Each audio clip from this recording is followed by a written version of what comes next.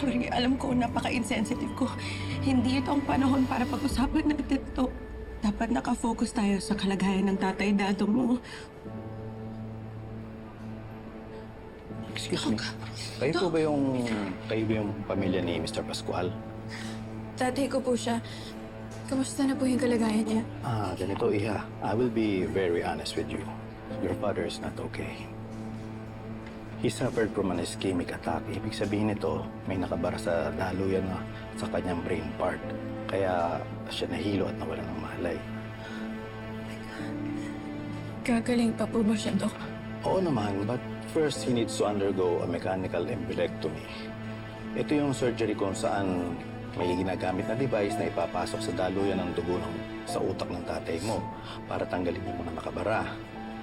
But Iha, this surgery requires a huge amount. Saka kailangan na rin magawa agad ang operasyon kung talagang gusto mo mailigtas ang tatay mo.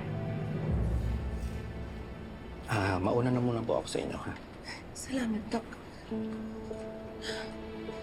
Princess. Princess, alam ko mabigat ng lahat ng to para sa'yo. Pero gusto ko lang malaman mo na nandito ako. Kung sa buong buhay mo hindi tayo magkasama. At sa mga panahon na katulad na ganito na wala kang masandalan, o wala kang mahingan ng tulong, tapos ngayon dahil nandito ako para sa'yo. Kagampanan ko ang responsibilidad ko bilang nanay mo. Aakuin ko lahat ng problema mo. Nandito ako.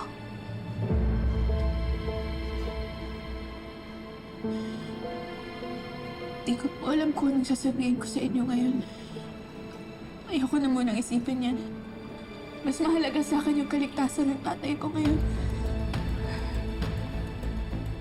Lahat ng iniisip mo. Yung bigat na yan, lahat ng gastusin dito sa ospital. Ako na bahala. Huwag mo nang isipin yon. Bigyan mo lang sa akin ng pagkakataon na makasama ka at makilala ka. Ibibigay ko lahat ng pangangailangan ng tatay mo. Ibigay mo lang sa akin ang gusto ko. Ang pagkakataon na makasama ka. Sumama ka na sa akin, princess. Bahala sa lahat.